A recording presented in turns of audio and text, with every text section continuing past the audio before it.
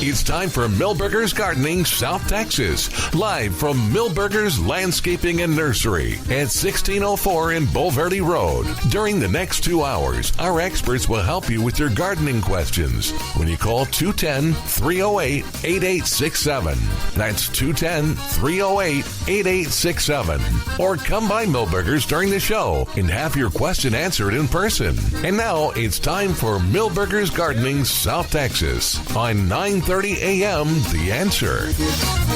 Welcome to Milberger's Gardening South Texas on 9:30 a.m. The Answer. I'm Milton Glueck along with Dr. Calvin Finch and Mark Peterson. We're sitting on the porch on a beautiful day here at Milberger's. A little chill on the air, and it's just nice and bright and sunny. And we encourage you to come on out and visit with us at 1604 on Bulverde Road and ask your gardening questions in person. Or you can call us at 210-308-8867, 210-308-8867. So I have questions, but where do y'all want to start? What are your questions? That's always scary. Okay, well, you want to go there? It's no turning back once we go there. It's beautiful weather. We're short on rain. Yeah. Plant your tropical crops. And it looked yesterday, the whole day looked like it was threatening to rain. It's going to be over 100. Yeah, that's what Mark said. Tomorrow. Thanks, Mark. And that was our segue for you and I, or what Calvin suggested. Yes. It's time for those heat-loving plants, those subtropical plants. And I noticed that we've got here, we got Theralis over there in bloom. Calvin's favorite. And then what's the blue one? Blue flower. The Duranta? Duranta. Oh, I like Duranta. Yeah, I do too. And it's surprising to see it in bloom in the spring. It's because it's more of a fall bloomer. Oh, okay. But it looks good. It's nice. Good. Duranta, and what's the other? Angel's Trumpets. That's a summer one, isn't it? What's Angel Trumpets? Angel Trumpets is the one the relative of Duranta that has the flowers hanging down. I don't know. What's this one over here with the the orange flowers? But we normally see it as the golden flowers. Esperanza. Yeah. What is the version of the Esperanza? Gold Star. Gold Star. Gold Star is not the orange one, though. No. No. There's one called Fire something. Yeah. And that's a cross between an Argentinian and our Gold Star. And the Gold Star is the one that blooms when it's relatively small, and blooms with bigger flowers, and blooms earlier in the year. Yeah, that's right. the big thing.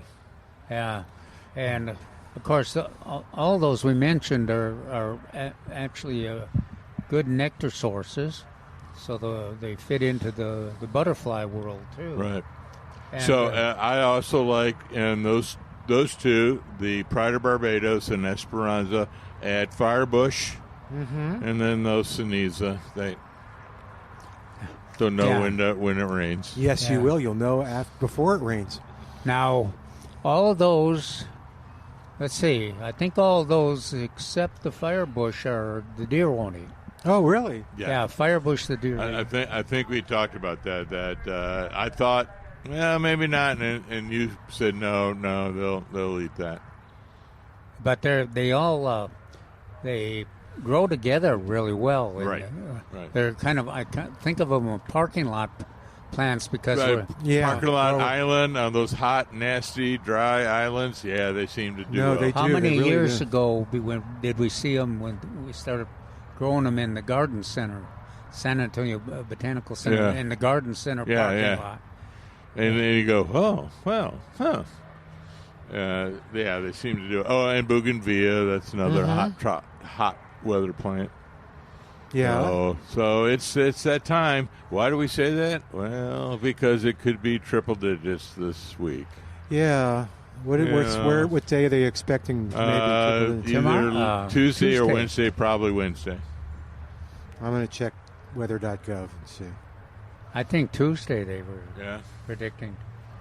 But it's like 4 days in a row over 100. Really?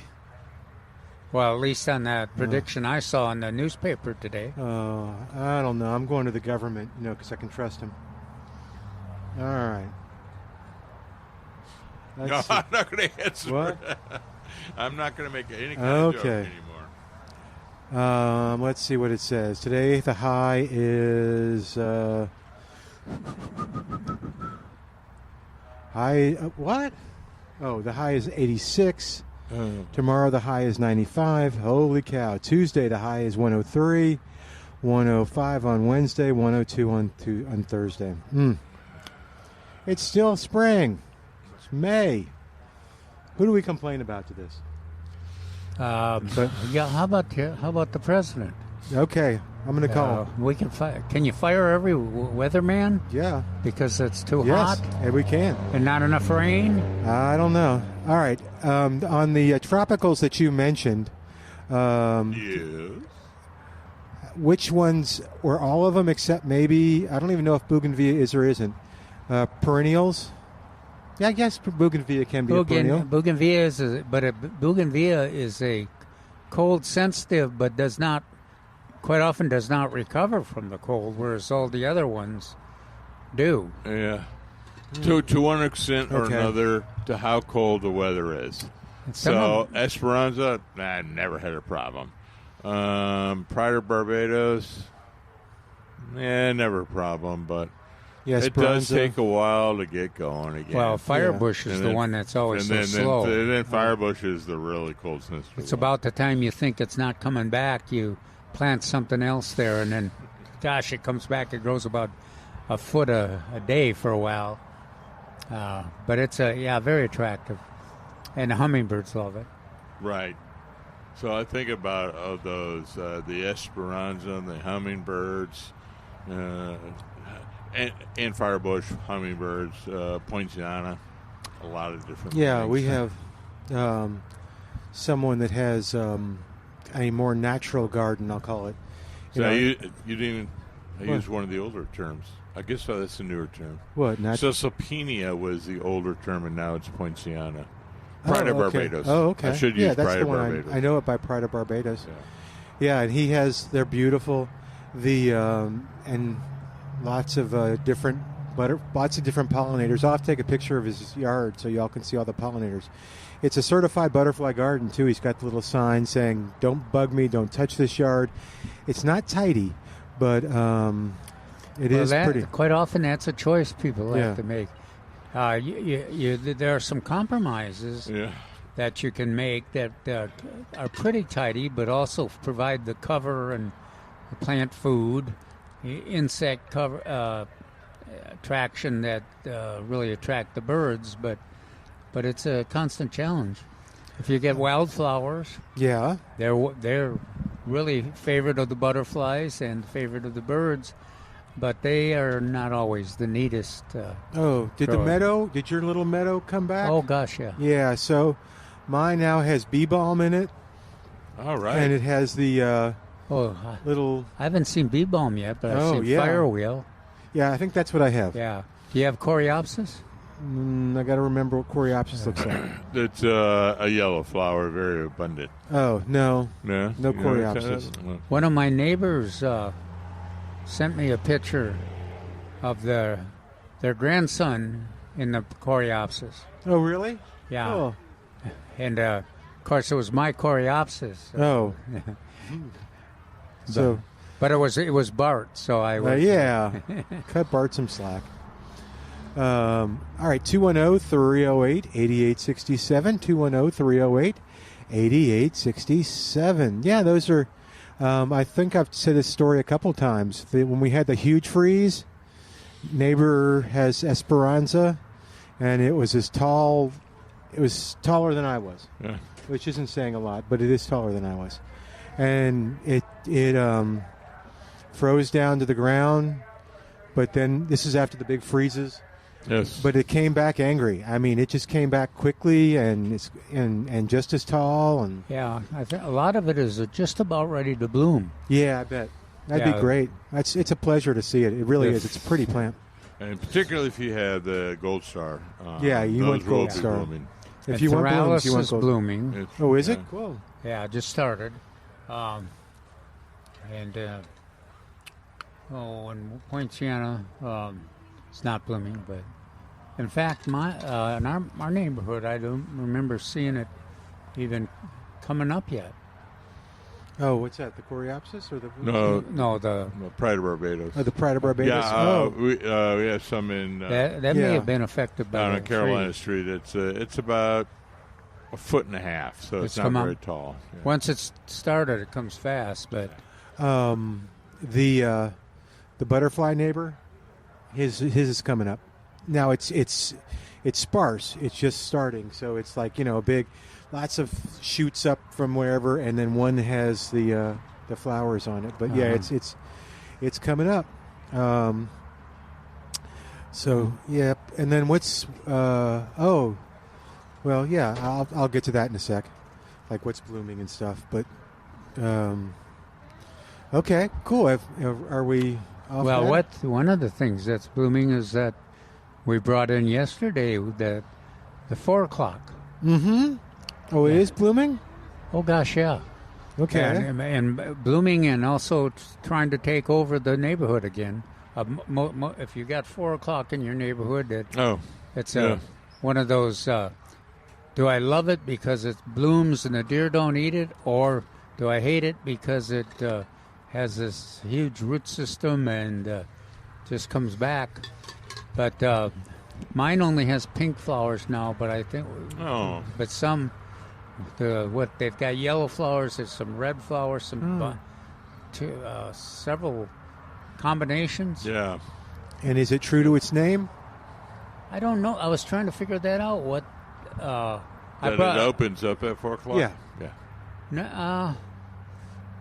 I don't. It depends on the placement around the house or in the garden. Yeah. Though mine that's blooming most is facing the evening sun out there. So until after 2 o'clock, it doesn't get any sun.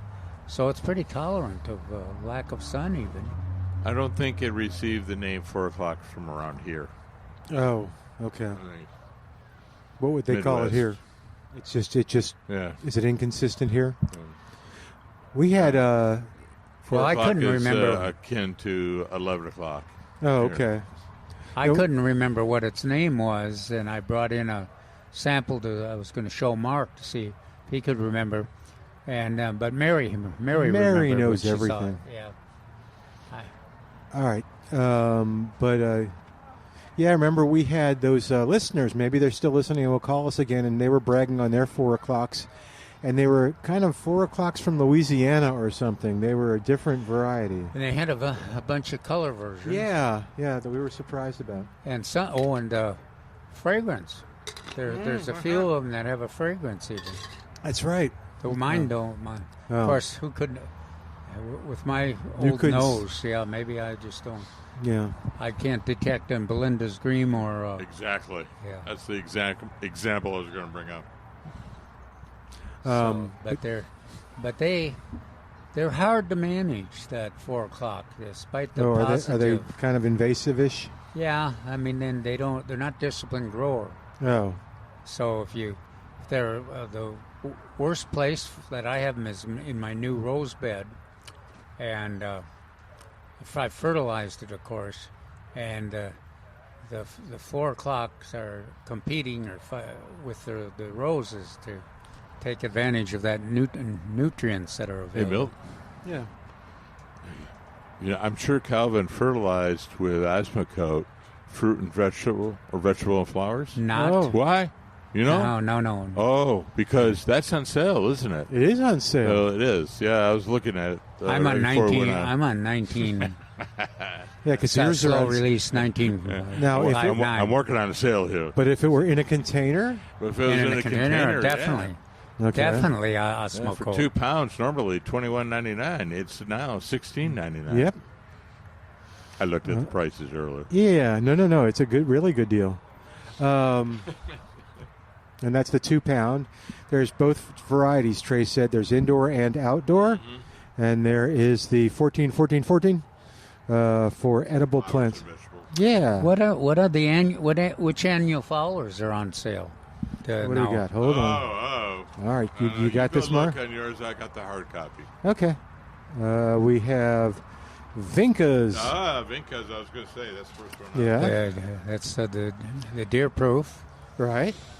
Look at this. Vinca's, Pentas. Mm-hmm. Oh, the Pentas are on sale too. Yeah, 5 for $9.50.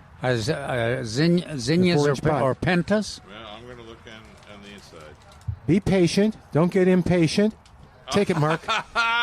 Yes, we have patience on sale. Okay. In the number 4 6 pot. for 10. Number 4 pot, 6 for 10. Yep. Or no, I'm sorry, the 4-inch pot. Yeah. Trace is having a coronary right now. The impatience. Oh, that was our joke. We did that whole routine. No. Yeah. Okay. Okay. Impatience. We'll be here all week. Try the perm rib. That's right. Let's see what else. I guess the Boston hanging fern. I've seen a lot of people buying those. Tropical hibiscus starts at $29.99. Figs are 25% off, which is really cool. Are anybody getting figs yet? Are the figs producing yet? No, not mine aren't, and I haven't seen any. I haven't seen any either. Here's a question for Trace. When next one on your list is avocados. Oh, okay. Oh. And we'll have to ask Trace what variety he got. We have pomegranates on sale, 25%. There they are. Yeah, 25% off avocados. Pomegranates are a good choice. Yeah, I've seen those around town. And the deer don't eat them. And those orange flowers that they all have, they seem to last for like 2 months on the plant. And a lot of them are ornamental. So we don't get a huge production of fruit. But if somebody does get a lot of fruit, let us know. Yeah.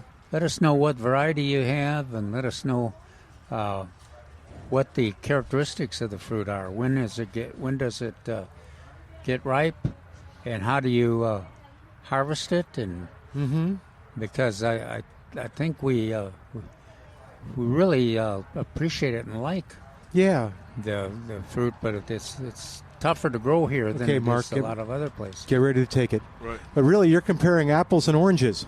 Hey, well, we have fruit treats on sale. What? Yes, all kinds. Apples. Calvin's rolling his eyes. Is that good? Yeah. Apples, plums. Pears. Pears, plums. I think I got them all. Okay.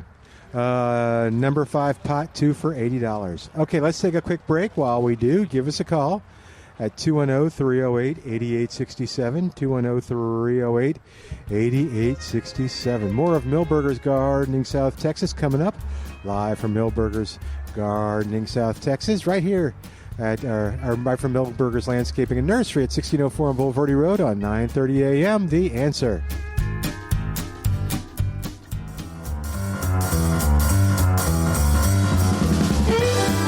Welcome back to Milberger's Gardening South Texas on 9:30 a.m. The Answer, 210-308-8867, 210-308-8867. And don't forget, coming up May 31st, get your calendar and mark it now because you will regret missing this. If you've been there before to the Festival of Flowers, you know what a great thing it is. If you're new to San Antonio and have not been there, it is the premier gardening event in San Antonio.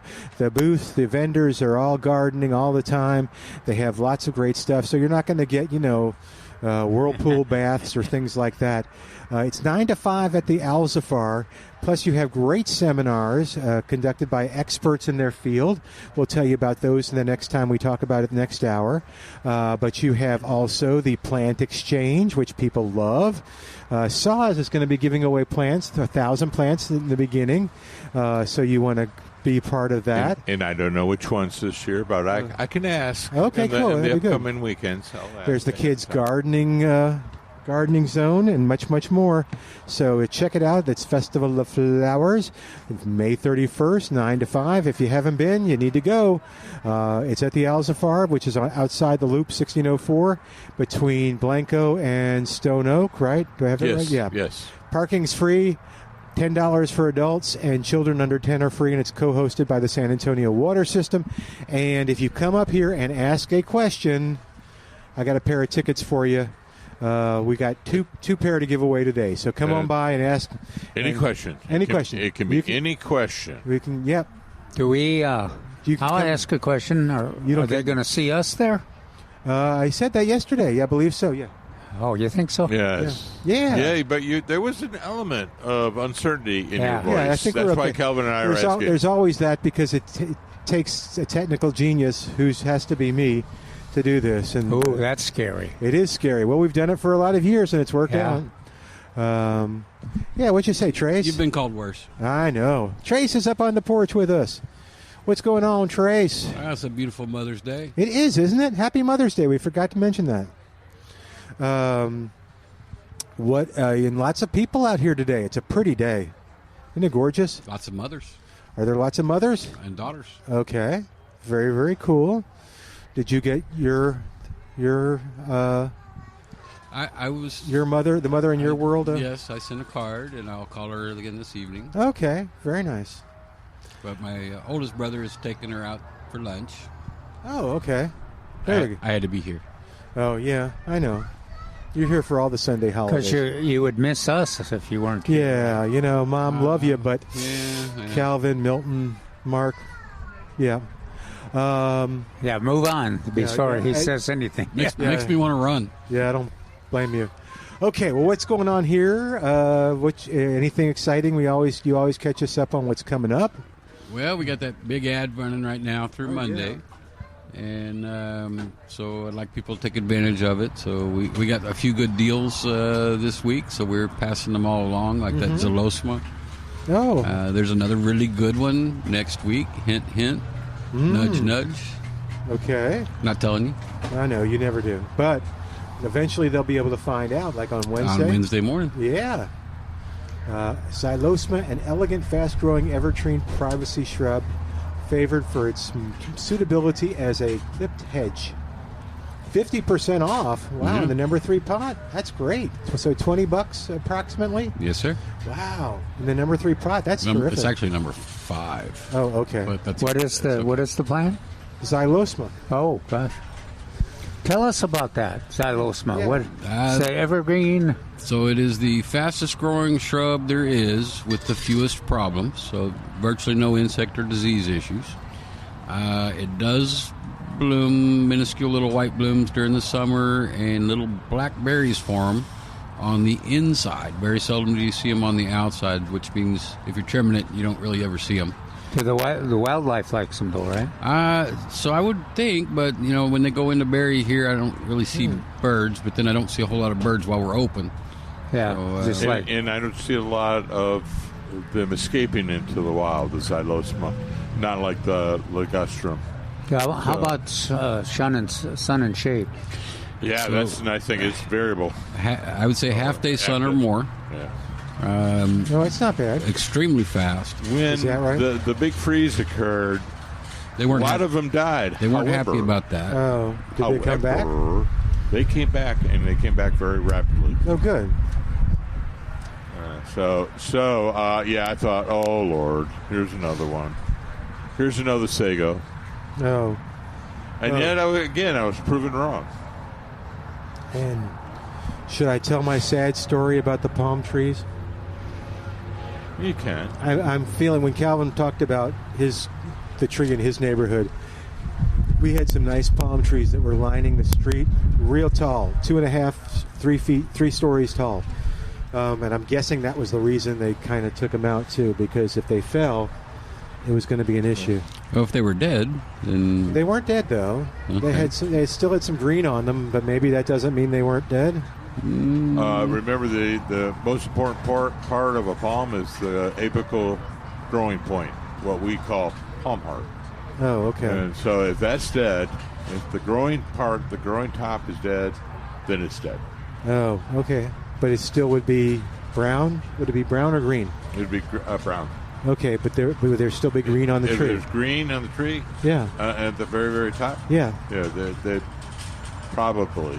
Who made the decision to take them out? Was it a city decision? No, I don't think so. I think it was just the homeowner.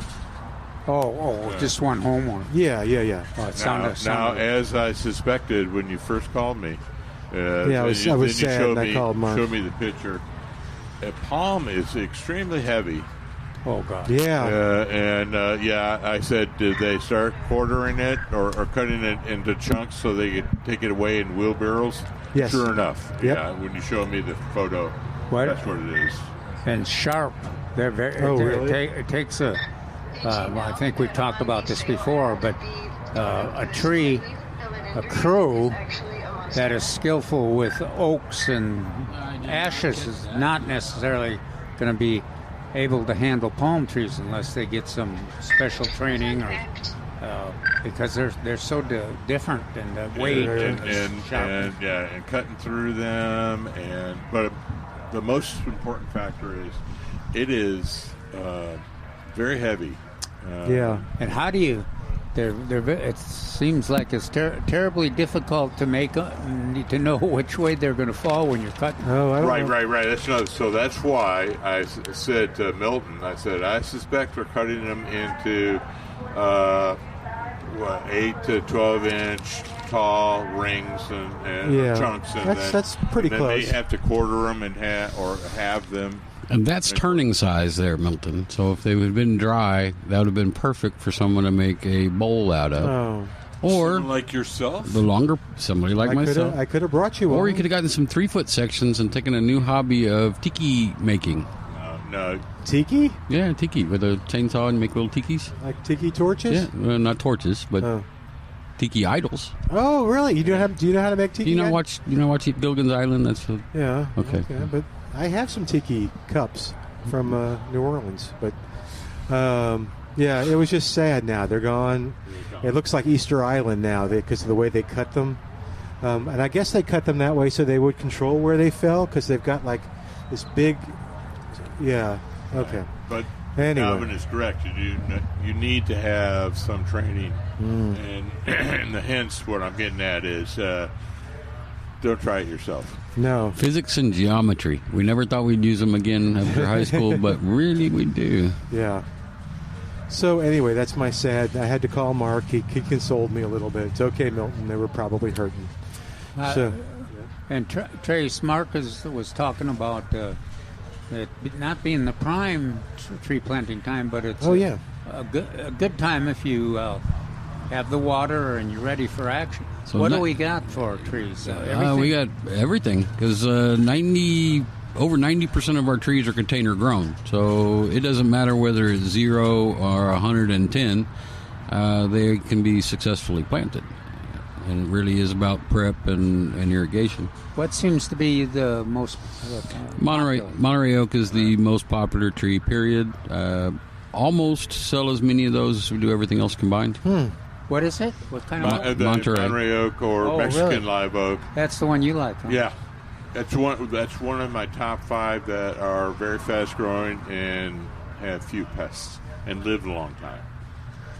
And they have not had a lot of problem with this weather we had the last few years? There was some hypoxylon. Not as much as some of the red oaks. Yeah. So, and pecans and sycamores and some of the ashes. But yeah, so that's another reason why I strongly recommend it. It is in the white oak family, therefore resistant to oak wilt, and drought tolerant, cold tolerant, very few other pests. Nice structure, attractive. Oh, and and again, because I'm from the north. Sorry. Is it ever? It has a nice straight, upright growth habit. What about is it evergreen like the live oak evergreen or? Slightly different. Yes, it is. It's semi-evergreen. Hence, it's the name we sometimes use. Mexican live oak is another name we use, but its deciduous time is in the latter part of February, whereas our native live oaks is middle of March. That's when it loses leaves. So slightly different, but yes, it's semi-evergreen. Cool. 210-308-8867 is the number. 210-308-8867. 67. Trace, you want to hang around for my question that I have about my garden? Calvin's kind of scared. Sure. Okay. So I think I brought it up before, but I honestly don't remember your answer. I have this knockout rose in the front that's not doing well. I think it is sun, honestly, because I was watching it all this morning. It gets afternoon sun, and because it's by the big oak tree, so I want to move it. My criteria is 8 hours or better. Okay. And the blast of afternoon sun is kind of is it tough on tough. it? Now, when we had the rain, and I guess that was the cooler temperatures and more water, it went great guns. But so I feel like the solution is to move it, but it's probably been there 8 years or more. So this is the worst time of the year to try to do something like that. Well, that's good to know. So just leave it be. Find one on sale. Okay, they're that's your cue, Mark. Good price. Sale?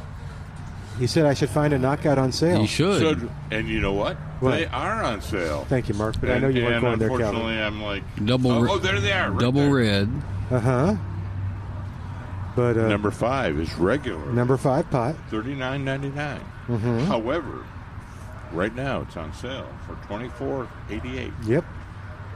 But okay, so when is the better time to move? Oh, go ahead. I'm sorry. No, sorry. I was a little slow on that. That's okay. No, I wasn't. My mind was on something else. No, Calvin wasn't. I was just joking because I knew that we did have them on sale. I would say February, right before they start to leaf out. Okay. Unless we have a warm January, and then it'll be January. And how do you? But it would be okay if I got one to plant it. It's just I don't want to dig it out of the ground now. Right. You're going to destroy almost all the roots that can actually take up nutrients and water.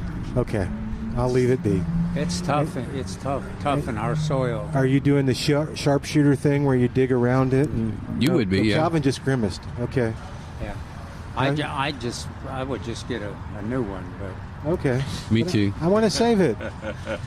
It's the only bicolor. If you want to do it this time of year, you should probably do it like they dig bald and burlap trees, where they dig a trench around it. Okay. And leave the bottom in, and let the top fill up with some roots. Then you cut the bottom. Okay, can you imagine? Describe that better. Okay. So what we do is on a ball and burlap, we do a prior dig around. Okay. So to cut all the roots, and then what happens is the tree tries to regrow those roots, and they regrow them from the ends and from slightly in the interior, and so it's putting on new roots, and then they'll have a bigger root mass when you burn it. In the area that you're actually going to be able to get it out of the ground. I got it. Okay, cool. And how, when you say trench, is that sharpshooter thing, or is it like a 2 or 3 inch trench? Yeah. Oh no, this is like a put in the ground, foot and a half out from the tree, and dig down like you would a fence post, but all the way around. Let that fill in with roots, and then go whack the bottom out of it. Okay. And you'll have most of your feeder roots in that in the inside donut area. Okay. Very cool. 1 or 2 inches. I'll wait till February though, if I like it enough not to. I think if we could get a video of Milton digging that thing up, it would be just a hit. I think it would. Of course, it'd be too long. It'd become a meme. Yeah, it could be. Or you can just see on my face, I'm wondering why the heck I did this. I was going to ask Trace, maybe Mark knows. Mark, what do we have left of those tough modern and old-fashioned roses? I didn't Earth look. kind, you know? Yeah, this morning I didn't look. Sometimes I wander through there, but the knockouts, Mrs. The Dudley Cross, Living Easy, Metabolist, Belinda's Dream, and Metabolist. Metabolist, yeah. We got Lady Banks left? Yes, we do. Okay. They're no longer with the roses. They're over by the vines. But And let's see, Belinda's Dream. We got any Belinda's Dream left?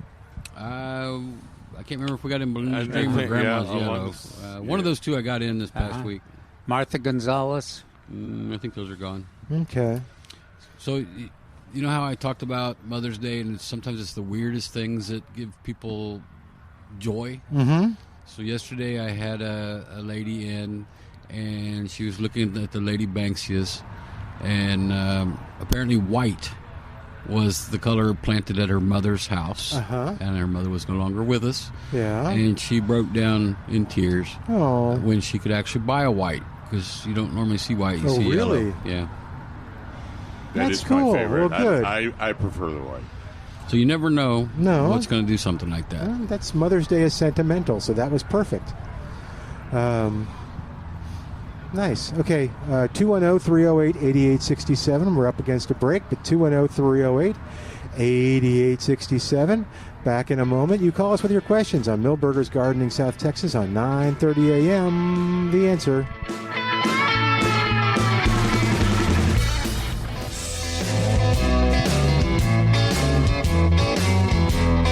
Welcome back to Milberger's Gardening, South Texas on 9:30 a.m. The Answer. 210-308-8867. 210-308-8867. All right. You know, every day is Mother's Day in some respects because Mom is special. So if you're going to get food for Mom to prepare, or you're going to surprise her by preparing it yourself, maybe you're going to do some grilling, you need to go to Prusky's Market to get the best tasting poultry, beef, pork, sausage, whatever you're looking for. Rabbit. Rabbit? They do have rabbit. I haven't gotten rabbit. Have you eaten rabbit? Not for a while. Okay. What did I have? Oh, I had duck. Duck is interesting. Oh, duck is good. Oh, do you like duck? Oh, I love it. Okay. Does it have goose? I do not know. I can ask. So it'd be duck. Oh, Goose. ouch. So, Geese, goose. They used Yeah. to have goose, but goose is kind of overwhelming oh, is it? to butcher and cook. But it can be very good.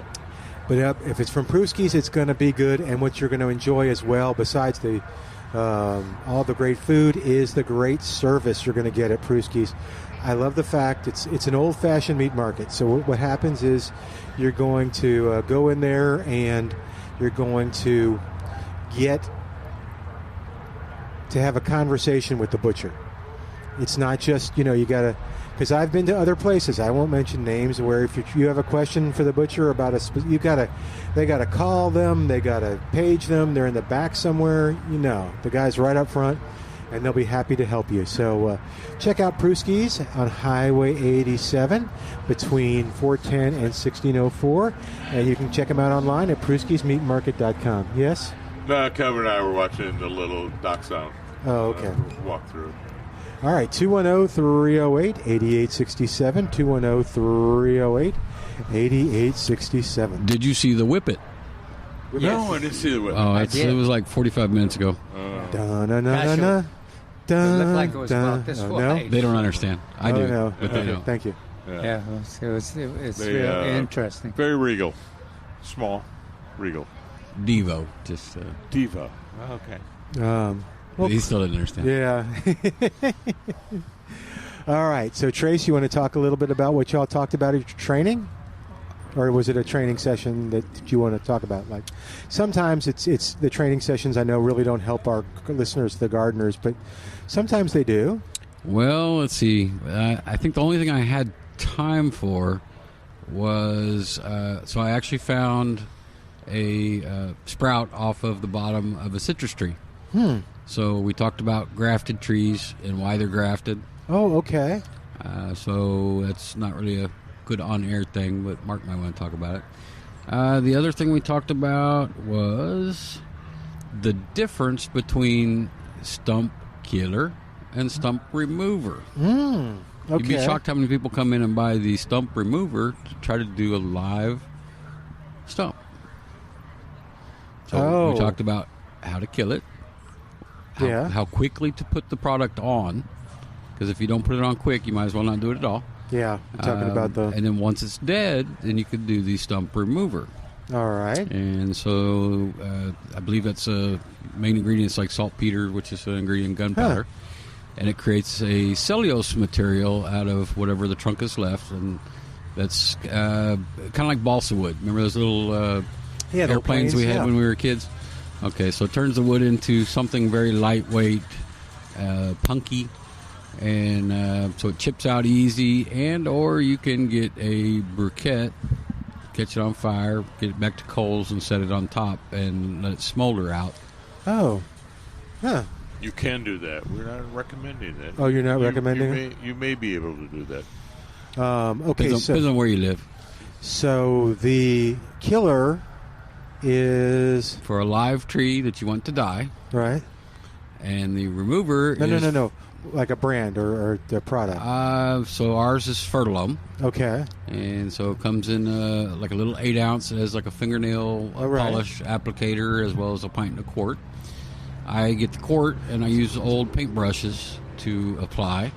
But you need to do it immediately, right after the cut. Yeah. Right after the cut, and get it on the exposed wood and what's left of the little stumps. Okay. For it to do its job. I have a stump question for you in a second. Will you come on the air with us? We're doing the show. Come on, be on the air with us. You got a question? Cool. Well, you're on the air. Here, Trace, I'll give you my mic. All right. Okay. You're going to show us a picture. Hello. Hi. Well, I haven't got the picture, but I have the name of it, what I want to get from my daughter's birthday. Talk in the mic, though, if you don't mind. Yeah. Hi, this is Linda, and I'm here to get my daughter's birthday present. Oh. And it is daughter. Does she listen to our show? Yes, and here's the name of it. Can you pick that up? Let me see if I can see the name. Which one? Does she really listen to the Oh, show? okay. Yeah, I do. Oh, okay, but we don't ruin a surprise. Oh, right. Well, she can get some tickets then. She's going to ask a question. Yes, she did. Okay, all right. So the plant is called bougainvillea. Pardon me? Bougainvillea. Oh, good. Okay. We have several different kinds. Okay. We have those, what do you call those ones upright? Topiary. Trellis. Okay. One's on trellises. I want the ones that creep up. They all do that. Yeah, they will all do that. Some are trimmed onto trellises. Some are trimmed as patio There you go, trees. trimmed on trellises. Those Some are the big are ones. in small Yeah. pots. So I want the one on the trellises, the ones that climb. That'll be great. Yeah. Okay, thank you very much. Well, he's actually going to help you a little bit, I think. here. Okay, Or okay. get somebody to help. Okay. All Now, right. just for doing that, are you familiar with Festival of Flowers? No, but I'd love to. Well, here's two. Here's Oh, two tickets. It's May wonderful. 31st. You'll absolutely love it. It's at the Al Safar. Is it in San Antonio? Yes, it's at. You know where the Al Safar is on 1604? Oh, wonderful. Thank you so You much. bet. You enjoy, okay? You have a good day. Bring your daughter. Thank Here, you. I'll tell you what we'll do, too. Okay. Because Summer, it's the radio. Here, it's the... I recognize the face. They want you to talk because I told them it's your birthday. and here we have a birthday present for It's you. a birthday present for you. We have 2 tickets to Festival of Flowers for you. Is she embarrassing you? So, no, that's what mothers are for. Hello. Hello. There you go. So I want to know, though, does this, your birthday on Mother's Day, mean you only get one present? For, combination? Well, mine was on the 2nd. Hers is on the 10th. Oh, okay. Oh, so you get 2. Yeah. Oh, I'm taking her Yeah. Yeah. These are yours. No. She's got some. Those are yours. these Yeah, I those are got you. yours, Gotcha. yeah. What's that? If you don't, Yeah, those are your festivals. They're useful and they're valuable. Oh, yeah. Beautiful. Yeah, it's a fun event, May 31st at the Shrine Auditorium. Do you know where that is? Yes. Good. Yeah, you'll love it. If you're a plant Okay. person, this is where you want to be. Just and We'll take So- Carmen. there, So, take Carmen. your is mother asked- My Carmen? mother-in-law. Does she listen to the show? Have we ruined the surprise for her? What show? This show, this radio We're show. on the that we're radio doing right now. Okay. All right. Cool. Thank you. Yeah. So the question was bougainvillea. So all those plants along the side of there are bougainvilleas. Okay. Or that way, in this full sun. Yeah. And they have ones in the little pots and ones on the trellis, and so they're very nice. They need to be not treated well. Do not like water them every day. Do not like fertilize Nice. it. They're pretty hardy. They're very hardy, In the except heat. for freeze. Yes, Yeah, in the heat. in the heat. Okay. Good. They'll Well- freeze back, and then you have to do some And, trimming on them. and you So want- we cover them, is what you're saying. That, but you'll have some dieback regardless. Gotcha. Do you have to cut it back? To a certain extent, depends on the weather. All righty. Nice. Well, Thank happy you so birthday much. to both of you. Thank you. Thanks Yeah. for So your having birthday us. was yesterday. Yes. I forget the number of your channel. Oh, The radio. 3 a.m. 9:30. 9:30 a.m. Okay, you'll have to go listen. And that there's a podcast too, so you can get the podcast. All right, cool. Well, let me get. Okay, that's Trace's. You're okay. Well, and happy birthday, belated birthday to you. Right, the second. Okay, cool. Thank you so much. You take care. Thanks for coming on the air with us. All right, 210-308. That was fun. 308-8867. 210-308-8867.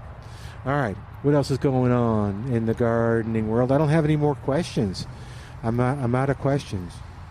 Well, we want to remind everybody that the article in the Express News yesterday, and if you bought one at the one of the retail stores today, this article would be in there too. Is about vegetable gardening. This is the time of the year when we kind of go to the hot weather plants. Yeah. So we start talking about that, getting prepared, getting them in the ground so that they'll be ready when the really hot weather comes. And there's some that, if you're into seeding, there's some that, okra and southern peas and that you can seed, and they're cucumbers even. And then there's transplants, so eggplants, peppers, okra, and peppers. Those are Lots my of big peppers. 3 for the summer. So they're ready for action. All of them want full sun, and then your tomatoes and your onions are getting close to harvest. Okay. The onions will tell you when they're ready to harvest. The tops will flop over. Sorry. Oh, the tops. I thought they actually told you. I hope. I thought someone was around. One of the recommendations we make is that you plant them relatively close together back in this earlier in the spring, and then you pick the ones in the middle, thin them out for green onions, and then now they should be pretty close to being ready for harvesting. That's the big good. onions. Good. Yeah. So how did you say? I talked over you. So how do you know when they're ready? If the tops flop Tops over. flop. And hopefully the bottoms are big and ready for action. And you can store them in a sack that's got just like the onions at the store in the air-conditioned house, and use them up. So they're ready. Oh, I forgot to bring potatoes too.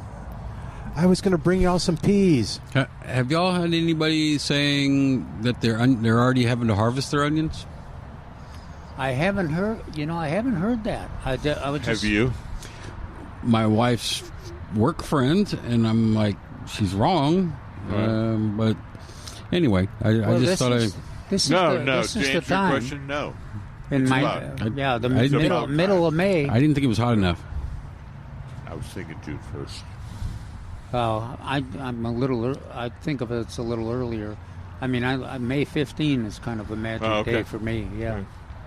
but so it depends on when people planted them and what kind of soil they're in, how much they watered them. Okay. So June 1st is not too late either. Potatoes are blooming, so you could start harvesting them too. That we wrote about that in the article. How long can the peas that I've picked last? Are they, if I put them in the fridge, will they last for a longer time? Are you saying pea or beans? Well, the beans, the green beans. the green beans. Yeah. You're okay. You can come up, ma'am. Here, ask Trace your question. Did you have another question? Oh. All right. Anyway, sorry. Yes. So no, I wanted to make sure you said peas. But you were growing green beans. I got the bush beans. Yeah. Bush beans. Okay. Can you? I wanted to save them, bring them next week. Yes. Okay. Yes, you can. Just refrigerate them. Yeah. Okay. Cool. They're good. Oh, they're so good. Now, what I thought you were going to ask, can you save them a long time? And yes, they do freeze well. But no, I would take the ends off. Okay. take the ends off? Yeah. What are the ends? The stringy part? Yeah. Okay. So I've just cut the string off? Now the newer varieties, you don't have to string the beans. Oh. So you snap them. The old ones, you would snap the ends and run the cord. There's a cord along the pod, and you take off because that used to be fibrous. Oh. But you don't have to do that. But I still would snip on the ends of either side. Okay. You know how they store much better is if you get some Pruski sausage. Yeah. And cook them up. Just the fact that it's in the stove over there cooking means that those beans do much better. And then you serve them to us both at the same time. No, you don't want me cooking for you. You see, the proper way to cook green beans. Yes. Is you take a cup of green beans, maybe chopped or cut in half or something like that, and then you take a cup of butter. Okay. And then you mix the two, and then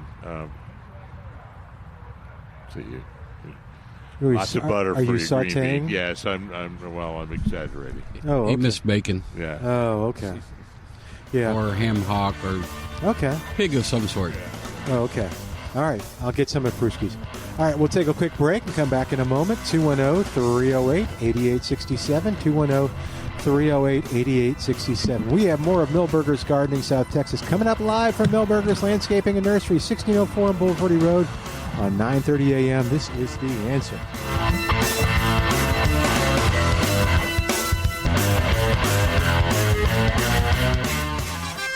We're back with Milberger's Gardening, South Texas, live from Milberger's Landscaping and Nursery at 1604 in Boulevardy Road. Come out to visit or call us at 210-308-8867. That's 210-308-8867. And now back to Milberger's Gardening, South Texas on 9:30 a.m. The Answer.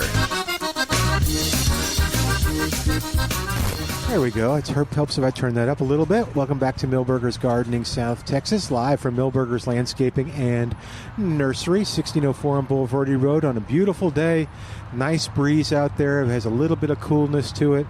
And Robert is calling us at 210-308-8867. Hi, Robert. Welcome to Milberger's Gardening, South Texas. How are you doing today? I'm doing pretty good. Enjoying the weather while it's still cool enough to be outside this time of day. Mm-hmm. So, about onions. I had onions started to bolt the week leading up to Easter. And I would have harvested all of my onions a week ago, but we were going out of town. I just didn't get around to it. So I harvested them all yesterday. They're more than ready, more than fallen over. I grow 3 or 4 sets of onions every year. And I just looked back at a video I took last year of my garden on May 10th, and I had already harvested all of my onions last year by the 10th of May because they were hanging on the cantaloupe cages or the cantaloupe wire to dry. So anyhow, I was going to call y'all 3 weeks ago and ask you why my onions were bolting so early, but never got around to it. So well, I'm sure I'm not the only one.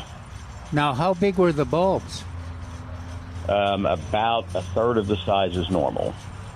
I have virtually very disappointed. I mean, you can grow that many. I don't. How close did you plant them together? I'll be a smart ass as close as I always plant them. But, sorry, I couldn't resist. I plant them. I don't pick a lot of green ones, small. So I typically plant them 4 to 5 inches apart. Okay. And normally I will have hamburger bun size, like 20 or 30 out of the group of the yellow that get to be that big, almost like a small grapefruit.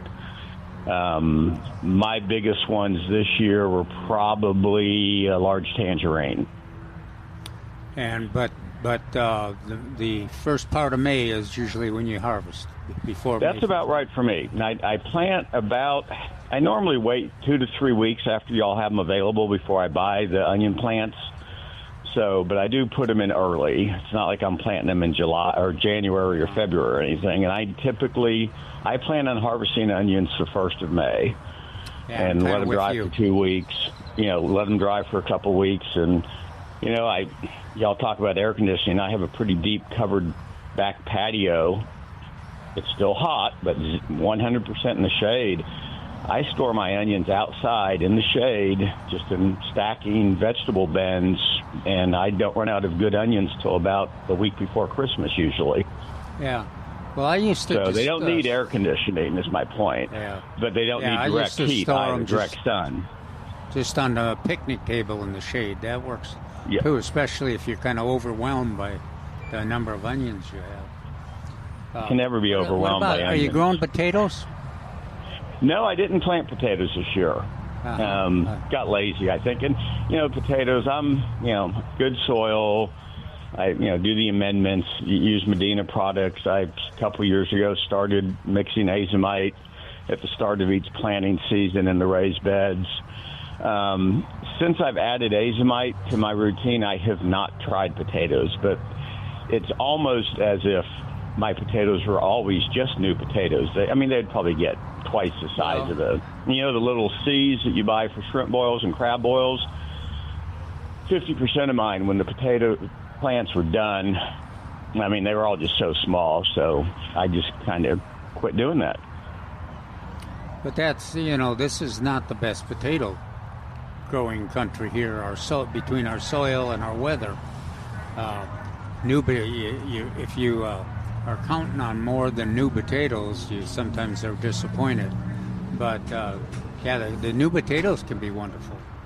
Oh, they are. They're very good. Don't get me wrong. But they don't seem to store long enough. If I'm going to plant, I might as well plant a bed full, a 4x8 bed. And, at first I don't want to give them away because I seem like I only have so few. And then, a month later, it's like, dang, I should have given some of these away because they're not any good any longer. And maybe longer than a month. I dry them and, set them out. I don't wash them. Anyhow, but the onions, Trace was saying one of his wife's co-workers had early onions, and just let him know so did I. Okay. Thanks, Robert. All right. Yeah, appreciate it. Y'all have a Take great care. day. Bye-bye. 210-308-8867. 210-308-8867, the number to call. What is that out there in the vegetable thing that has the yellow flower? Because mine have the yellow flowers on. Calvin, you probably can't see it. The pink, but that's... What? The yellow flowers. Oh, that's squash. Oh, the squash? Okay. Yeah, that's squash, cool. Yes. Yeah, my zucchini is doing great because it has flowers like that. And what's cool... they're slightly smaller. What's on that? The zucchini. What's that? Slightly smaller yellow flowers. The zucchini. Oh, okay. Yeah. What's cool with the zucchini, too, is seeing is watering it and then seeing the little bees who have crawled down into the zucchini and I guess are pollinating it. I don't know. It's just kind of fun. All right, 210-308-8867. Or come on by and visit with us at 1604 and Bulverde Road. You may get a present. You have a zucchini? No. Come by and ask a question. If you ask a question, you might get a pair of tickets. We have one more pair to give away. And then we'll do it next week, too. Don't tell anybody. Okay. All right. So, come on by and ask your gardening question in person, and I'll give you a pair of tickets, one more to give away. So, 210-308-8867. All right, what else is going on, gentlemen? Oh, James. James is on the line with an onion comment at 210-308-8867. Hey, it's our buddy James. What's going on, man? Oh, my goodness. I'm not going to say this. It's Mother's Day. Never mind. I just saw it. Never mind. I want to echo what the gentleman just said on the onions. I had the same experience. I only got one bunch I planted. Got them at Milberger's. I don't remember when it was, whenever they had onions in. And I planted them in containers. I probably had about roughly 70 sets onions. And mine did the same thing. They started bolting early, a couple of them. And then about half of them, the tops yellow, fell over. So I've harvested probably half of those, maybe 40 onions, and the other are the tops are falling over. And they're probably only about, let me look at these sitting on the patio, probably tennis ball size at best. But that being said, I planted them close together purposely because we like them small. That's just a personal preference. This was. I wouldn't be surprised if the weather we had this year, between the hot weather and freezing weather. The roller coaster weather that we had, yes. Yeah, hot, cold, hot, cold. Onions are pretty tough and pretty persistent, but they even could be confused when it goes from freezing to 85 degrees during the day. And then back again. Yeah, I wouldn't be surprised if that a lot of folks probably faced with that situation. So, okay, I got a follow up too. Growing next to my onions, these are all container grown.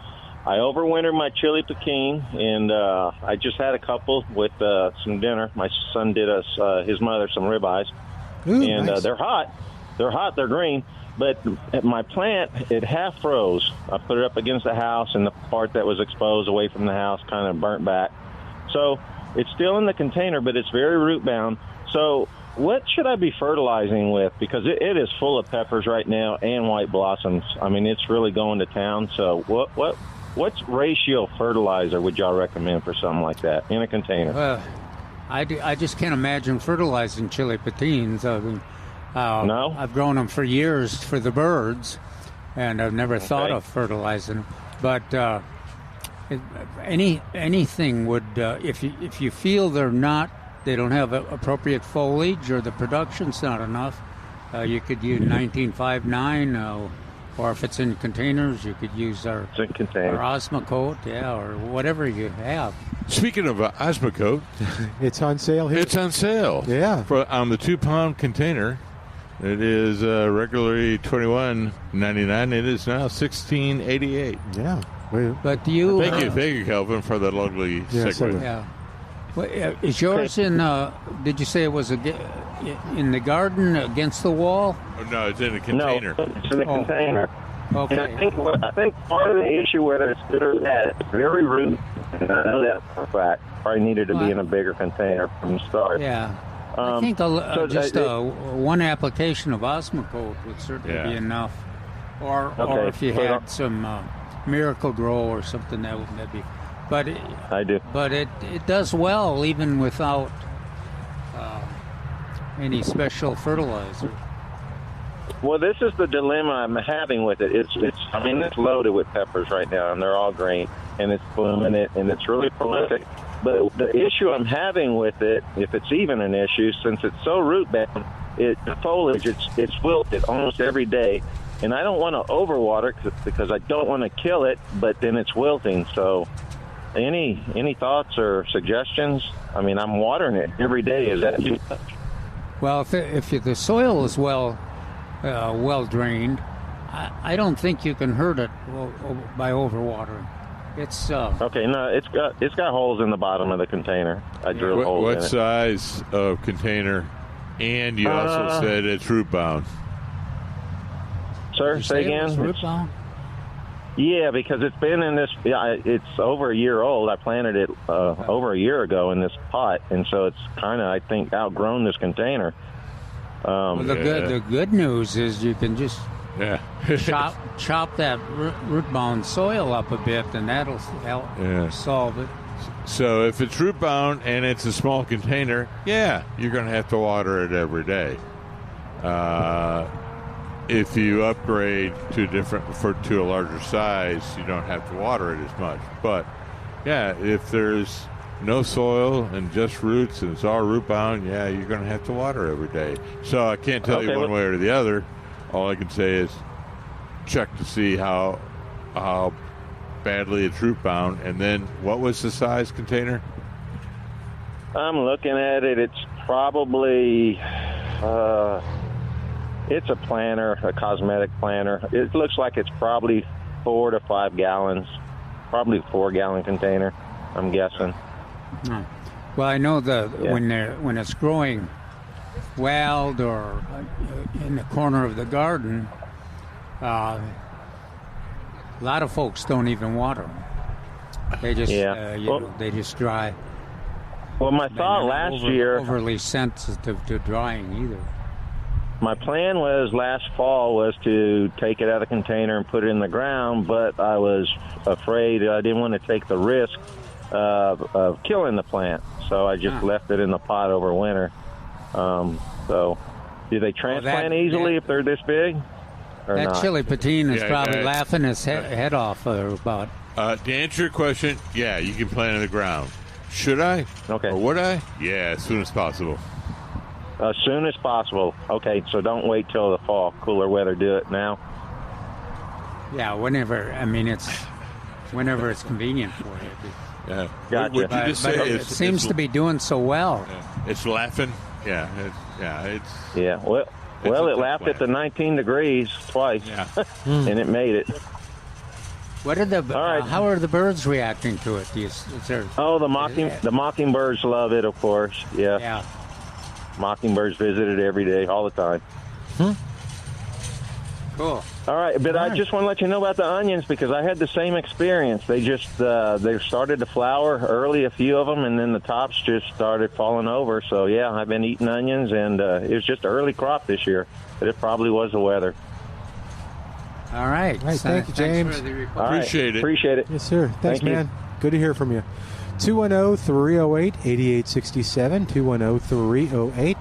210-308-8867. Huh. That was interesting with James. Yep. Interesting question. All right. So let's see. We're here at Milberger's at 1604 on Boulevardy Road. Trace is coming up on the porch with us. Anything before we jump to Trace and find out what's going on? No? Okay. Well, hey, Trace. What's going on, dude? Well, I'm a little upset that my wife's friend might be right. About the onions? Yeah. Oh, that's funny. Yeah, we're getting lots of reports. I don't want to hear I told you so. No, we wouldn't say that. Oh, from her? From her. We wouldn't say that. Well, of course, I'm always on her side. So. That's true. That's because you convinced her to buy stuff that she didn't know she needed. Well, she responds to. She's a good gardener. Oh, you know what we need too? You can start us off, Trace, if you want to. Tomato reports. Anything coming up? I've got green ruby crushes. Okay. Lots of them. Wow. But only green. Okay. I got green sweet 100s, but only green. What did you bring last week? Ruby Crush. Ruby Crush. That's what I thought. They were red. Yeah, they were you red. Didn't see me They're really jealous. good. Thank you. I didn't bring any today. No, it's okay. I wanted to thank you for them. They're really good. They were good. You did a good job. What's that? You didn't do what? I was jealous. Oh, of his, yeah. So why are his still green? What's up? How do we help Trace? I think it's potentially where he's planting them, and because I've got those in the regular garden are green like he's described. Well, I've had some that have turned right, but the ones up that I'm growing up on the container on the patio in full sun getting blasted, and I walk by and water over time. They're just loaded with ripe fruit, and they're early. And then I think that they were part of the plants you had available very early. Well, I'm pretty sure that his were 2 to 3 weeks planted earlier than mine. Pretty sure. Yeah, I think you're right. Because I think you were actually waiting till the second. I was, and shipment. Yeah. And so, and in that environment and that situation, those Ruby Crush, well, even Sweet 100s and 3 weeks can make a difference. Oh gosh! Apparently by a lot.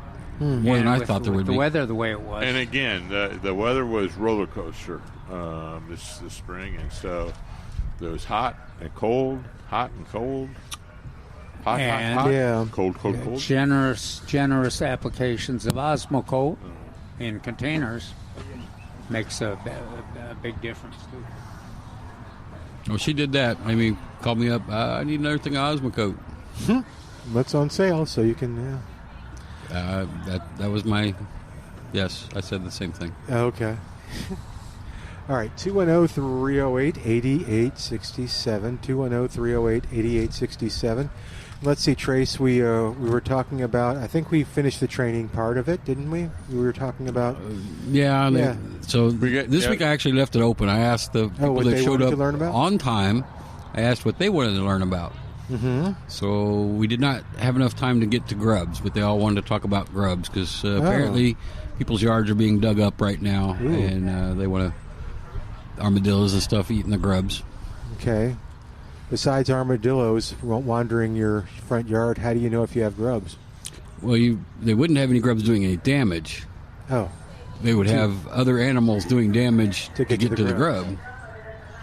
Okay. And if you have a backyard porch light, you may start seeing the beetles. Okay. May and June is the time that they're flying around looking for mates. So there's a few chemicals you can attack them, but why bother? What you're really looking for is when they start to lay the eggs in the ground. Then you can easily kill them if they're an issue. Once they've hatched. Yeah, once they hatched. Which is approximately 8 weeks after you see abundance of June bugs. But the point is, they're probably about June 1, isn't it? Yeah. I would say, again, with the weather, they may be flying early this year. We don't know. And so the June bugs are the beetles for the grubs? Yes. Okay. But you don't want to wait. Right. And there's a point. Now's the time you can do something. Okay. In August and September, it's too late. Okay, so what did you do? I'm sorry. I don't remember. What do you do? You can apply different chemicals. Okay. Or you can do the nematodes. Insecticide, soil insecticide. Oh, okay. So there's several choices. Okay. Dilox is the best. Yeah. Dilox? We carry several choices here, Okay. and Dilox is the preferred choice. Okay. Very cool. Cool. Let's going to take a quick break. While we do, give us a call. Tell us what's going on. We want tomato reports. Do you want onion reports, or have you had enough, Trace? I've had enough. Okay. We'll have to you decide whether you want to tease Trace or if you want to just leave him be. But we'll be back in a moment with more of Milberger's Gardening South Texas on 9:30 a.m. The Answer.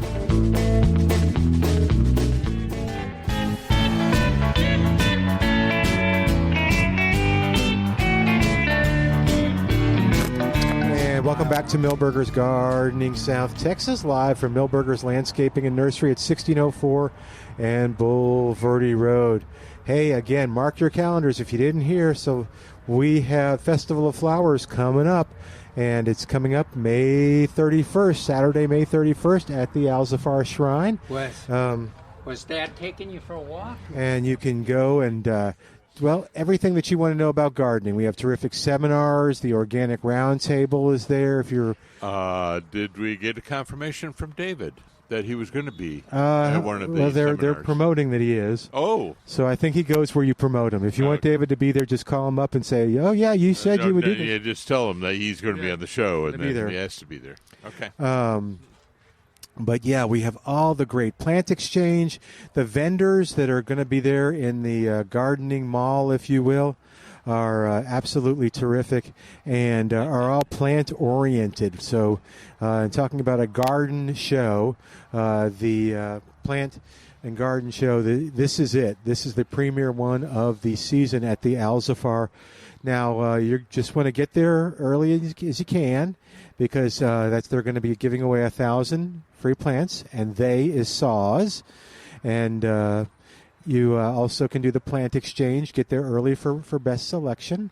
But you'll get your tickets, and then you can kind of, do it. All the rules for plant exchange are right there on the internet at festivaloflowerssanantonio.com, festivaloflowerssanantonio.com. There's the kids gardening zone, all kinds of exhibitors, and much, much more. Go to festivaloflowerssanantonio.com. Stop and see us, too, while you're there. There you go. Come say hi. And that's the thing is, too, again, you're going to see people that you have not seen all year. The last time you saw them, is it Festival of Flowers last year? So, and we got another pair of tickets. If you come up here and ask a question, I got one pair of tickets for you. So, yep, you know what I'm talking about. All right, 210-308-8867, 210-308-8867, toll free, out 866-308-8867. Yes, sir. Well, let's say thank you and how pleased we were with the Wilson County Master Gardener sponsored Monarch and Milkweed program on Thursday evening. You had how many people? This is 41. I know, it's great. 41. We distributed 75 containers of seeded milkweeds, and we had a wonderful discussion.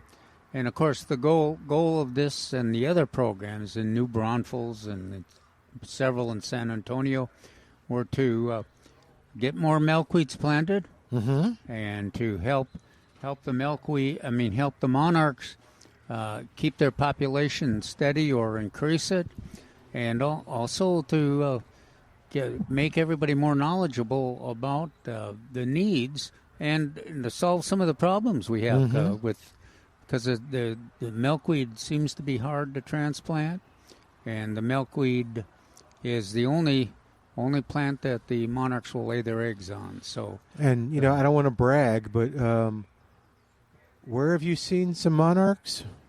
Just here at Milberger's. Here exactly. Certified Butterfly Garden. The monarchs know where to go. Yeah. At the Certified Butterfly Garden. Absolutely. The one that I saw today and yesterday, Milton, it looked like it was one that just had hatched? Yeah. Yeah. And, sorry. Yeah, because it was just unbelievable. There you go. They were on their way to the Butterfly Garden. Yeah, oh, were they? Okay. Well, no, I would kind of bet, looking at how full it was, that it did just hatched and leaving. Hatched and leaving, yeah. Interesting. But we didn't get a chance to chat with Mary about it. But that had happened earlier in the month. That's a good point. There's a lot of unanswered questions on the monarchs. They'll be migrating. They migrate through here on their way north, and some of them stop on the milkweed here at like the Certified Butterfly Garden, lay their eggs, and those hatch, and then 30 days later, they're on the road again going north. How do they know what north is? Yeah. Well, they have a compass? That's one of the questions, Trace. They seem to. It's hard to figure out. The researchers are trying to figure out how they make those decisions. The weather is part of the situation, and they have those instincts, and it's even more complex because the generations are fresh. When those adult monarchs lay eggs, they die. Right. So the new monarchs that continue the migration, they're all new. So there's got to be some. There's no one to follow. Yeah, there's got to be some internal mechanisms that are helping them make decisions about when they migrate, which directions they go, and where they find the places to lay eggs and where to get nectar. So how do we find out the answers to these questions? Well, the way we do it is here at Milberger's and other participating partners. We sponsor classes, and we discuss that, and then the gardeners that get excited about it go back and try to find some of those answers. See what they plant and what they transplant successfully, and see how the monarchs react to the methods they follow. So lots of questions. Yeah. So we may have a new top 10 in Mother's Day gift ideas. Ooh, okay. I've gotten 3 phone calls this morning. Yes. Do you have carnivorous plants? Oh, this is coming back from what you said about a week or so ago. Yeah. This is funny. Yeah. So, at least 3 people today are coming for Venus flytraps. Okay, because you got them. Had a couple yesterday for pitcher plants. Yeah. That's so funny. The pitcher plants are pretty. Did they give any explanation? That is so strange. I don't ask. Because I can't imagine my mother wanting a carnivorous plant. I think last year they actually had them in a 2-pack. They had a one of each, in a really? single little pack. Yeah, because I think I bought one. Okay. Or maybe they were I just remember buying one of each, and that was it. I think you remember buying one of each. Yeah. The carnivorous plant is one thing that is different, and then the seems like a lot of folks. And the monarchs too. The tropical milkweed selling a lot of those, and the nectar plants, the zinnias and the mist flowers and porterweed when we had it goes fast. So I found some tropical milkweed in our plant hospital yesterday in full bloom with eggs on them. Oh, and really? So apparently they put them down there because they had eggs. I was like, why would you do that? Put it back up front so we can sell them. Yeah. I don't know. What are you going to do? So how do you, if there's somebody listening that says to themselves, I like that carnivorous plant idea, but I don't know how to take care of them. How do you take care of them? The biggest thing is for the fly trap is a terrarium environment. Okay. So you need to really build a terrarium to have any longevity in doing it, which means they can't get anything natural. You have to go get it yourself to feed them. Oh. And so kids will grab anything, but it really needs to be a soft-bodied bug. So if you can't get a fly, then like an ant would be an easy kill. Are you dropping it onto the plant itself, or are you just putting it in the terrarium? In the little doodad. All right. One of the things kids do a lot of is trick them. And so I always have to talk them out. Don't do that, because it'll only open and close so many times. If it doesn't catch a bug, it just dies. And then it can't do it anymore? Well, the stem dies. Oh. Yeah, don't do that. Fool me once, fool me twice, fool me 3 times, and then it just dies. So, but it's the same thing happen if it gets 3 flies? Probably. Okay. I haven't asked it that question. Okay. Well, this week you ask the plants. I will try. Okay. I guess the flies can't go into the terrarium? It'd be very hard. Okay. The terrarium should be sealed. Yeah. This is interesting stuff, because I wonder why they're... It doesn't seem like that would have been my first thought as to... Yeah. So that's why my wife did pitcher plants for a while. She did a little grow light on them, and she'd turn it off at night, turn it on during the day. I think she kept it going for 6 months before she finally killed it. So they're actually pretty tough plants. Are they? If it can survive her. Could you use, a lot of us are having a problem with gnats. Could you use gnats for those? If you can catch them, sure. Yeah, but they're so small. I guess you'd have to get a number. Well, my question would be, why do you have gnats? Yeah, why do you have gnats? Well, if you have,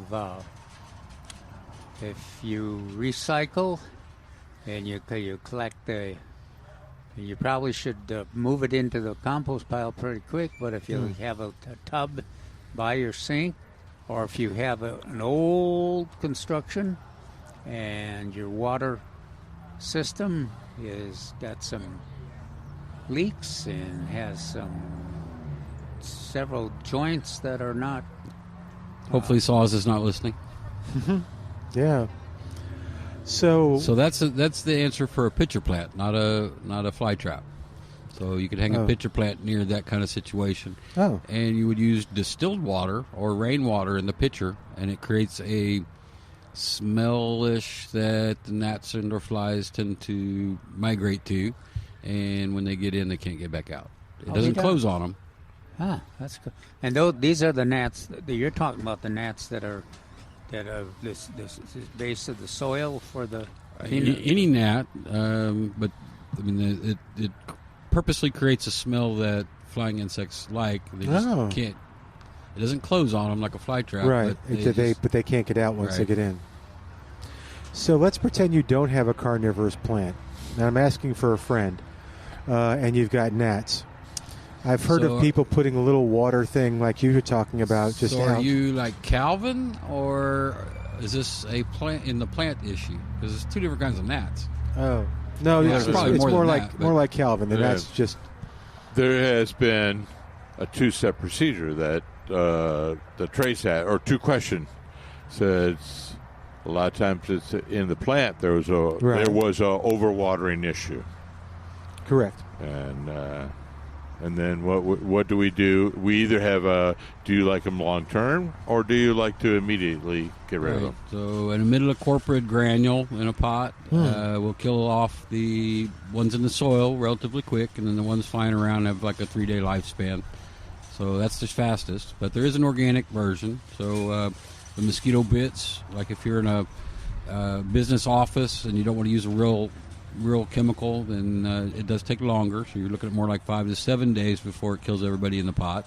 Okay. And then you got 3 more days past that to put up with them. All right. So but what if the long-term answer is you still got to water your plants correctly. Okay. And most people don't realize why they have them. And in my mind, it's saucers. So people tend to give a cup of worth of water because that's when the saucer gets full. So then the top is still bone dry and the bottom is soggy wet. Oh, yeah, because the bottom is sitting in the water. Right. All right. So what have you heard about doing a little thing of like dishwashing liquid in water and like a saucer, like you put your coffee on and putting it out. The bugs go into it because they like it and then they can't get out. Vinegar too. Vinegar too? Does that work? Well, that's one of the. Have you tried that? Oh yeah. And it works? You've had success with it. Let me ask you that. Yeah, it's my home health aides. So that's the other invasion point or locale is in the sink. Or the poorly designed sink. Fruits that haven't been taken care of, or the potato that's rolled back behind the microwave or stove that you don't see anymore. How did you know that happens? I've had it happen. Well, and if you're trying to recycle every peeling and orange peeling and thing, that you should empty out that container every day. Which some of us, me included, doesn't always happen. So my wife has a surefire way of catching the gnats. All she has to do is pour a glass of wine, and she ends up with gnats in it. No, really? Yes. Huh. Every time. That's kind of with the vinegar. Like the vinegar? So that's interesting. I'm sure she's not doing that on purpose, I guess. Absolutely not. I'm guessing she's getting frustrated. I'm going to try that with Irish whiskey. Wine. Yeah, you try everything with Irish whiskey. That's right. Yeah. I mean, it's a important part of my life. Okay, so let me ask you a question because Calvin's comment on the recycling reminded of it. We have a compost thing now. Okay. And so when you go to add new stuff to it, you get all these happy to be free, look like little itty-bitty gnats or brown flies or something that fly out of it. What are those? And is that a good thing that I've got them or a bad thing? Well, or neither? It's a natural thing. Okay. What are they? Gnats. They are gnats? Okay. Uh-huh. If it was flies, that means you put some protein in there that you're not supposed to. Oh, no. It's not the fun. But these are little gnats, I guess. Yeah, they're little brown gnats, and they look so happy. I don't know why. They're just flying all over the place. And I wouldn't be surprised if there's 7 or 8 different species. Oh, really? Gnats. Wow. I don't know that. But There's at least 2. I'm sure there are. But apparently they're, I guess, breeding down in that stuff. Of course, moist, wet, decomposing material. Okay. Because, they don't come out until you open up the thing to put something new in. Well, you've sealed them in. Yes. And so they're just waiting to get out. Okay. Are they paying rent? Yeah. All right. No, we didn't. They're living rent-free in your head. They're living rent-free in the compost thing. We're going to take a quick break, talk to Bert in just a moment at 210-308-8867. 210-308-8867. Stand by. We're back after this on 9:30 a.m. The Answer.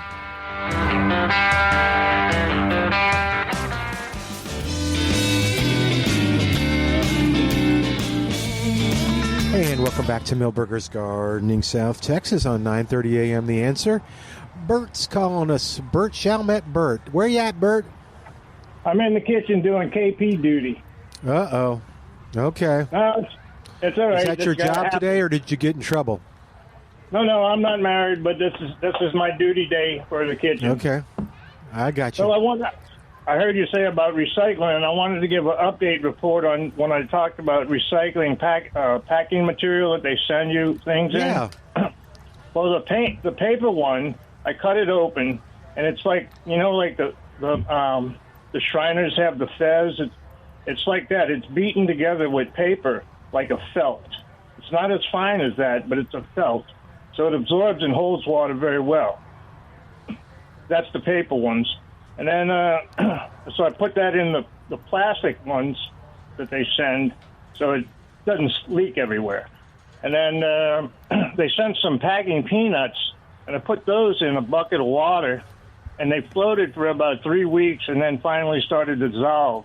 I'm like, I'm not using that in anything I'm eating because if it lasts 3 weeks and it's supposed to be compostable, I'll use it in decorative flowers. But other than that, it seems to be pretty good. You know. It's interesting stuff. Thank you, man. And the other thing about, yes, what the man... Pardon me, Mark? Can you hear okay, Mark? Yeah. Okay. I just had to push the earmuffs close together. Okay. Just making sure. Sorry, Bert. Hey, what were you going to say? You were going to say something to Bert. I thought you were going to say something to Bert, Mark. No? No. No, it's just playing with my earmuffs. Okay. Sorry, Bert. Keep going. Okay, and the other thing is that vinegar, the thing the guy was saying about the no-see-em flies, that stuff works great. You put vinegar, and like you said, put the vinegar in a little container, water, and a little soap, and the soap traps them because it floats when it's separate. You shake it up, and then it separates, and the soap will float to the top. I use Castile soap because that's what I use for myself. I like Castile soap. And then the other thing that works good, too, is like the bananas. When I eat bananas, I save the top where it was attached to the plant. You can put that in this thing in the jar just by itself and make sure you have a funnel on top so they can't find their way back out. And they'll go right straight for the banana top. And and they get trapped in the jar. That's a good idea. Yeah, I knew they were attracted to the banana peel, but I like that idea. The problem is that the banana has a little fragrance. Yeah. Yeah, something that must attract them real good because, I mean, the minute I pop a banana, I find out that I've had a few, and I was like, where'd y'all come from? But I got a solution for you. I like the idea of not even the whole banana, but just using that top. I think that's a great idea. So even a little piece of peeling might work. Yeah. You think so? Huh? I like that. The operative word is a little bit. So I got about a funnel and a big mason. Sounds good, Bert. I put the peels in my plants because I heard that's real good. Also, you know what I use when I'm finished with milk or yogurt or something? I rinse instead of rinsing out and pouring it down the drain. I feed the plants with it. I shake it up and clean the jar out, and then just pour it on the plants as and the plants really love it. It's really quite simple, do-it-yourself plant food. Well, Trace is always telling us that he used to use coffee. Yeah. His leftover coffee was... I think he may have used beer, too, but don't tell anybody. He didn't use scotch. But other than that, today's cooking and dishes day. All right. Oh, and okay. I got one other thing to say. This week's studies is 15 vegetables that were used in medieval times that we've lost, or they've vanished. We don't see them anymore because I guess they're not commercially viable. Oh, I'm interested. Yeah, talk to us about this. What is this? Skirret is the first one I remember. It's a root vegetable. It's very sweet. It's a tuber, very tuberous. From what I've seen, the plant puts out maybe 10, 20 fingers down. And, they're about as big as your thumb. Where are you taking this class? Pardon me? I'm on my own. Okay. Online. Oh, that's cool. So you create your own assignment. Is that right? Yes, I do. Yeah, it keeps you busy. You got to have a purpose in life. Yeah. So where are you finding the information? You kind of Googling it, or what do you...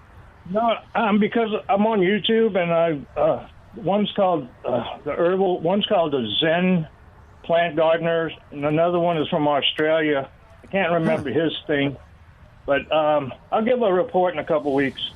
Okay. You'll have to email me once you get them, email me the links. That'll be good, or the names that...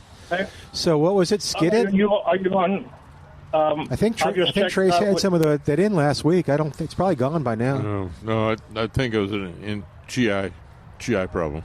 Oh, okay. No. That's what it sounds like. And you know what the other thing, that's what I like about gardening is I learned this in the Army. It's called KISS.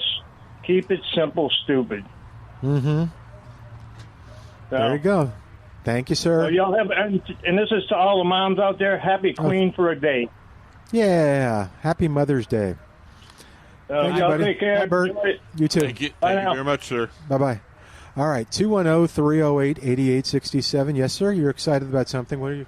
Oh, I want to trace now. There's somebody bending over the yellow flower over there. I was trying to remember the name of it. It's That's one not of the Thryallis, is it? One of the tropical deer-proof.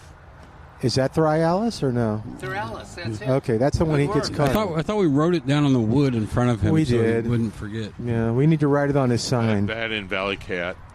Oh.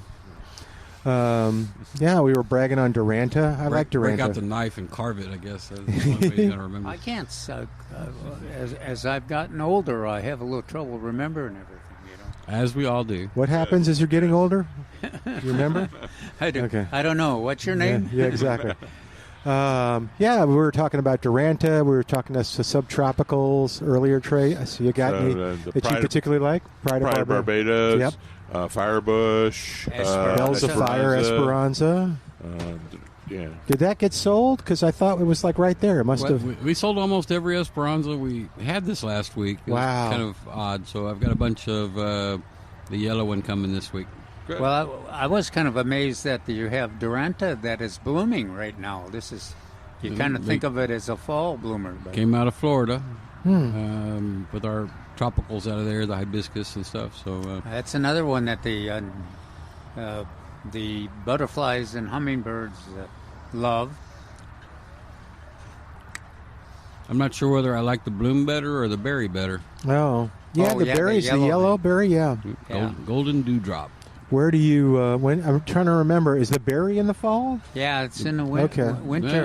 So the berry comes on as soon as the bloom's finished. So right. And then one of the neat things about it is that the berry lasts a while. I guess it's not. The birds don't love it until it's frozen a couple times, and then they eventually eat it. But yeah, it's one of those things that what's that other what's the one that comes through in swarms and eats the other berries? Cedar waxwing. Cedar waxwing. Oh yeah, yeah, that's true. I think that's one of those cedar waxwing type things, or maybe meadowlark. Not a meadowlark. What's that other? Mockingbird. Mockingbird is. Thank you, sir. Yeah. Speaking of not forgetting things, yes, mockingbird. I think that's one of those ones that they like. But you're right. It takes a while. It's one of the latter. And so you can season before you can. Yeah, you can enjoy the color for a while. But we always get them in bloom this month. Mm-hmm.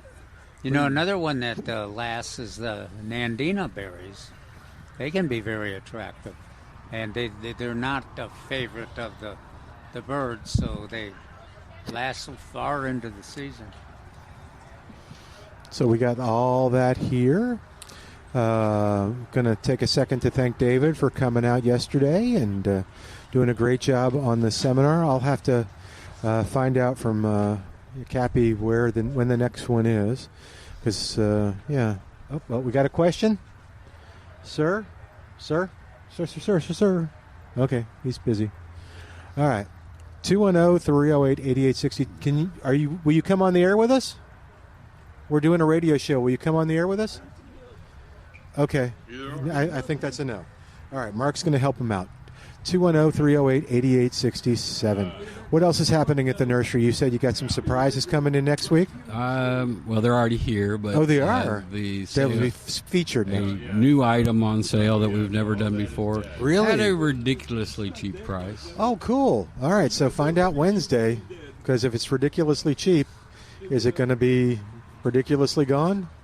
I bought 100, okay. So however long 100 lasts. All right. And then we can talk a little bit about the things that are on the Star Jasmine is wonderful. That is, super I've seen a couple. fragrant.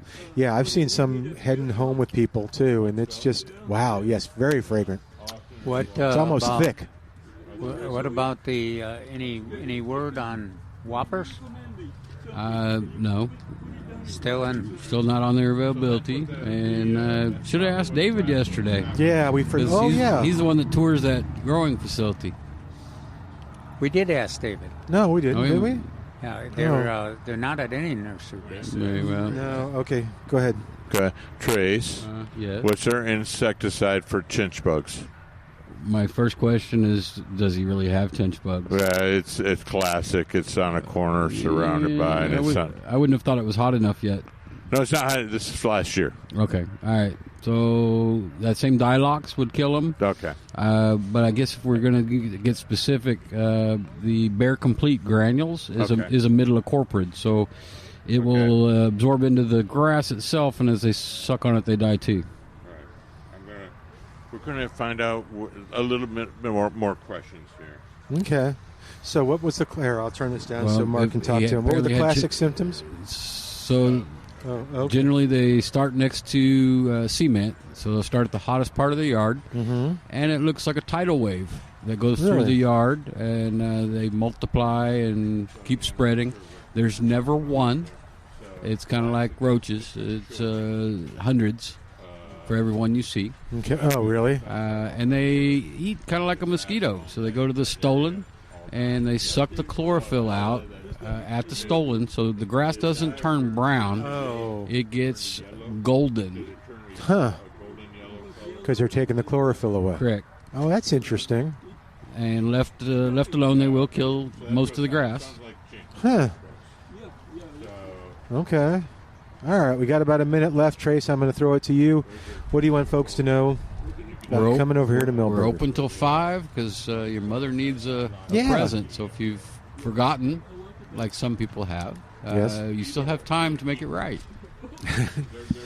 And you can still get her a second gift, even if you got one. You can surprise her this evening. And we had somebody take advantage of our e-gift card this morning. Oh, so that was a good idea. Yeah, so they weren't even from here. They wanted to get their mother something, and so we did an e-gift card. So tell us what that is. So you can call in. Instead of getting a gift certificate, you can get an email that is basically a electronic gift card that they can use at the register. Yep. And that's instant almost, isn't it? Because it gets emailed to them immediately. And then what you kind of do, we are just about out of time, so it's a good solution. What I didn't know is that we have options of what the email looks like. Okay. So this person picked a rose that said thank you.